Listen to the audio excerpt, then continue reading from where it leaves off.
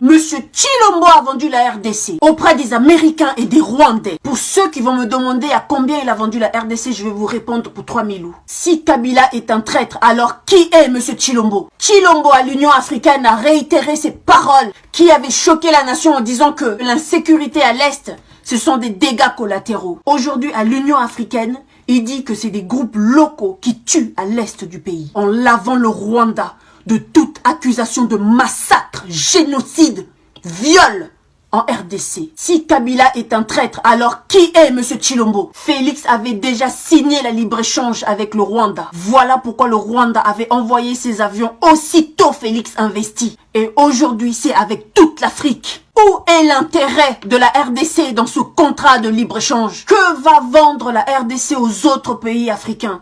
Plus précisément au Rwanda. Avec quels moyens? Vous n'avez pas d'usine, n'avez pas de route, vous n'avez pas de transport. Avec quels moyens? Où est l'intérêt du peuple congolais? Comme si c'était pas assez, Monsieur Tshilombo est allé vendre le fleuve Congo à l'Union africaine. Ah eh ben oui, l'Union africaine aussi veut sa part de la République démocratique du Congo. Si Kabila est un traître, alors qui est Monsieur Tshilombo? Nous n'avons déjà pas assez d'eau pour nous-mêmes. Pas de l'électricité. N'en parlons même pas pour la future génération. Le fleuve Congo constitue une réserve d'eau pour nos descendants. Une source d'énergie colossale pour la RDC. Pourquoi les Belges, Kasavubu, Mobutu, Kabila père et fils ont-ils refusé de vendre le fleuve Congo? Et pourquoi vous, Monsieur Tshilombo, vous acceptez de le vendre? Mais pourquoi Tshilombo a la main facile sur les signatures? Êtes-vous sûr que le deal dont parle Tshilombo, c'est le deal entre lui et Kabila? Ou bien c'est le deal entre lui, les Rwandais et les Américains, les alliés des Rwandais? Pourquoi depuis 2018, l'ambassadeur Hammer et Kagame ne lâchent pas Félix? Pourquoi l'ambassadeur Hammer a accompagné un réfugié rwandais, Roubaix-Roi, à l'installation de la commune de Minembwe? Pourquoi les actions profitant aux Rwandais en RDC se font toujours à proximité des Américains? Pourquoi Tshilombo doit diriger l'Union africaine à proximité d'une vice-présidente rwandaise? Pourquoi toujours le Rwanda à proximité de Tshilombo? Pourquoi Tshilombo a préféré aller s'incliner sur le génocide rwandais commis par des Rwandais eux-mêmes au lieu d'aller s'incliner sur le génocide congolais qui perpétue jusqu'aujourd'hui commis par les Rwandais? Pourquoi peuple congolais, posez-vous ces questions. Sommes-nous sûrs que la RDC n'est pas devenue une province rwandaise?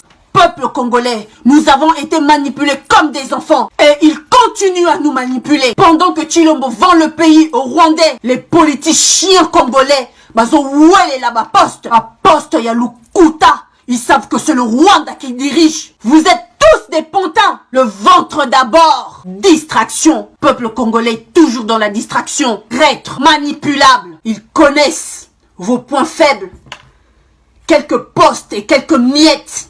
Voilà ce que est la politique de la RDC. Une politique répugnante. Deal FCC cash. Distraction. Procès 100 jours. Distraction. Union sacrée, distraction. L'Union africaine, distraction. Même l'Union africaine veut sa part de la RDC. Peuple congolais, qu'attends-tu? Vous voulez toujours être naïf, esclave mental, spirituel, même physique, manipulable, corruptible, égoïste, pacifique, mollusque, invertébré. Levez-vous, battez-vous. Si nous ne réagissons pas, le Rwanda avec l'aval des Américains vont officiellement nous esclavagiser pour la deuxième fois. Levez-vous. Rappelez-vous des paroles de Nzé Laurent Désiré Kabila. Ils sont même immiscés dans la politique nationale de notre pays. Ils ont voulu maintenant plus. Ils ont voulu être le maître de notre pays. Et ça, c'est impossible. Mais le 25 août, par exemple, vous avez lancé un appel à la radio demandant à la population de prendre les flèches, les lances pour